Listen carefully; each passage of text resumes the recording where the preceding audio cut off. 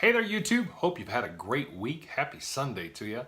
Hope you've had an even better weekend, and I hope you're staying warm wherever you are. It's cold here in Oklahoma City, but it's hot in the Celebrity Big Brother house in LA, and I got the spoilers for you from the weekend, a recap of the first week. I intended on doing this every day.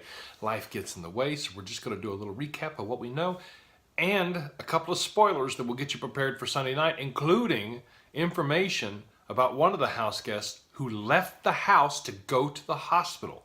Spoilers and information ahead next. Stick with me! It was quite an eventful first week for Celebrity Big Brother. First and foremost, #1 in the ratings on Wednesday night. Lost 22% viewership on Thursday night. Don't know how it did on Friday night, but all in all, a good week for the Big Brother franchise. And immediately, they're at odds. Brandy Glanville is having issues with James Maslow because he's interjecting himself into a conversation about vocal exercises. Brandy's like, "Mark, tell me about your vocal exercises." And James like, "Hey, I was in Big Time Rush." And she's like, "Not you, pretty boy. Big Time Rude." You know, one of the things about seeing all of these house guests, all of these celebrities come into the house is that you get a different sense of them. A sense of the way they are in real life to some extent. Omarosa is going to be Omarosa, but who knew that Meta World Peace was such a chill goofball of a dude? A guy who loves his wife. I get behind that. That's awesome. It might be a ploy, but Mark McGrath coming across as a little bit underconfident was kind of a surprise. Ross and Marissa, I didn't really know what to expect, and Ariadna, I don't know anything about. Shannon Elizabeth, much better competitor than I would have imagined. Chuck Liddell, much less of a competitor than I would have imagined. And then you have James Maslow, who immediately had a social target on his back. And a competitive one, too. He was one of the final two in the very first HOH. As he's slipping from the Academy Award statuette, he's telling Shannon, "Let's make a deal." And Omarosa's in the back going, "Yo, dude, you're falling. You can't make a deal." She's spot on about that point, by the way. And Shannon wins HOH. Shannon immediately wants to create a girls' alliance. A girls plus Ross alliance. That's Ross's own doing, and it became a point of contention for Ross later on. She wants to do that, and it's a tactical mistake, in my opinion. First off, you don't do alliances that big so early. And second of all girls, all boys, all whatever, those types of alliances never, ever, ever, ever, ever work. They always fracture at some point, and doing it so early just puts a target on your back. First off, Shannon Elizabeth, a fantastic competitor and a big super fan. #2, making big moves early. But she never had a chance to nominate anybody because of the twist. The twist was the gift bag twist, and that every celebrity would be given a gift bag and an opportunity to go to the DR and say, "Yo, I want to open that gift bag at the nomination ceremony." If only one guest does it, that person's going to get to open the gift bag. However, if multiple people do it, there'll be a drawing to see who gets to do it. And because there's been this girls versus guys alliance, and I say girls not pejoratively, that's what they call it in the Big Brother world. Otherwise, it would be women and men, so please don't take offense in this world where everybody takes offense at things. It's girls and guys. And with everybody on the girls alliance saying that we got to keep the guys from winning, the guys are like, "Yo, we need to go get that gift bag so we can shift the power immediately." Yet the only person who does it is Chuck Liddell. Shannon had worked a little magic with Mark McGrath and James Maslow to keep them from doing it. And of course, Ross is in with the girls, so he's not going to do it. Meta World Peace, he's off in La La Land. I don't know. Chuck Liddell goes to the diary room and says that I want my gift bag, and so does everybody from the Girls Alliance, which means the Big Brother holds a drawing and one person is holding a chip that would allow them to open their gift bag at the nomination ceremony. And that person turned out to be Keisha Knight Pulliam, who immediately nominated Chuck and James Maslow. James Maslow because he had the big social target on his back, and of course Chuck Liddell because he went to go get the gift bag. It would turn out later that Chuck and Keisha and Chuck and Omarosa actually kind of were working, they weren't working in an alliance, but they favored Chuck over James. More on that in a bit. So James and Chuck have been nominated, and then you have a power of veto ceremony and a power of veto competition. Everybody had to climb through the mud, crawl through the mud and grab letters and bring the letters back up to the home base where you would spell words. He or she who spelled the longest word would win the competition.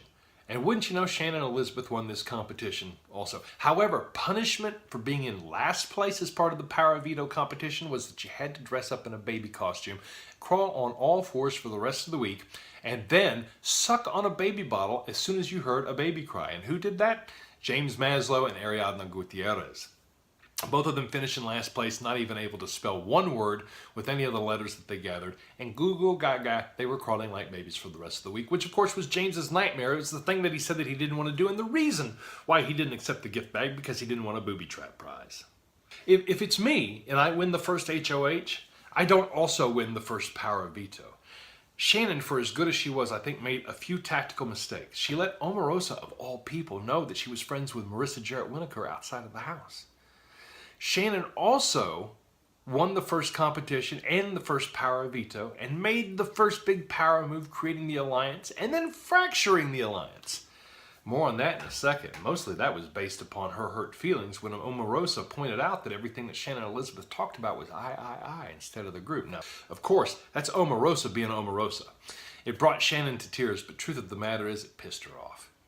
Shannon started to work against Omarosa and Keisha almost immediately. And Ross also worked a little social magic by saying, you know what, I don't know that this girls' alliance is good for me because I'm a guy.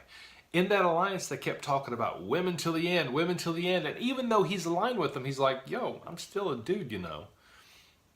So the girls' alliance is coming apart in day 3, day 4.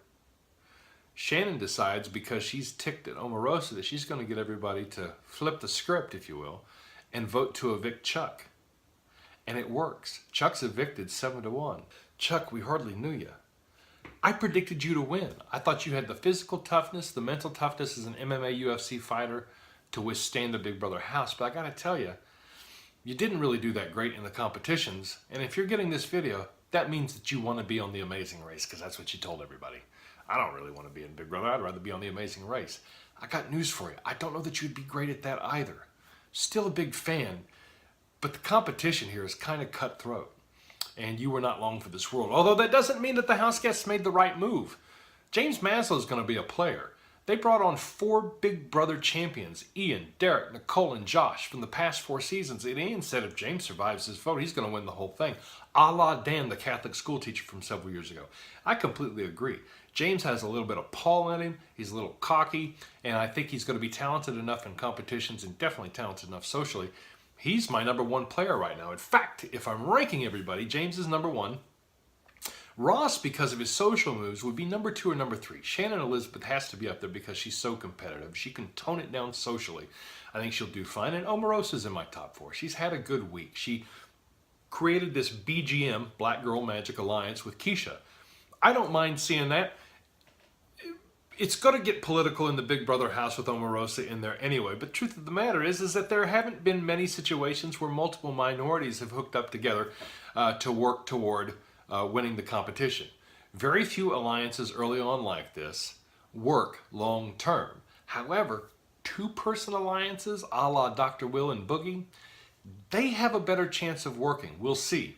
I got to tell you though, spoiler alert, Omarosa was the person who left the house to go to the hospital on Saturday after she suffered an asthma attack. She is back, but also there is conjecture on social media that the Houseguests actually aren't there 24/7, as live video feeds didn't show them anywhere at certain points on Saturday night. They're like, where are the Houseguests? They're not in the yard. They're not in their beds. Where are they? Are they out and about? Is anybody watching this? Hello?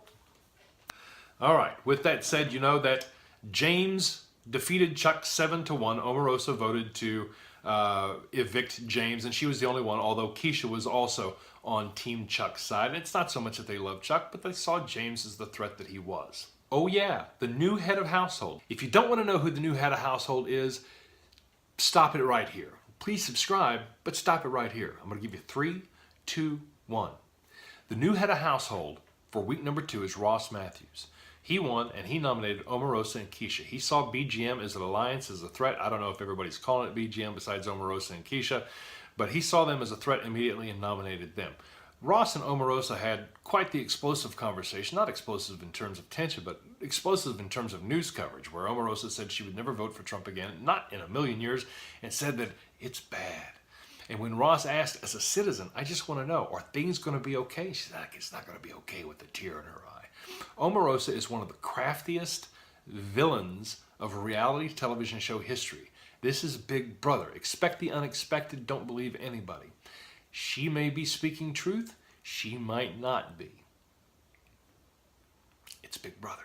That's what happens in Big Brother. However, Ross is working the social game, and he's working to get Omarosa out this week. We'll see what happens with Power of Veto.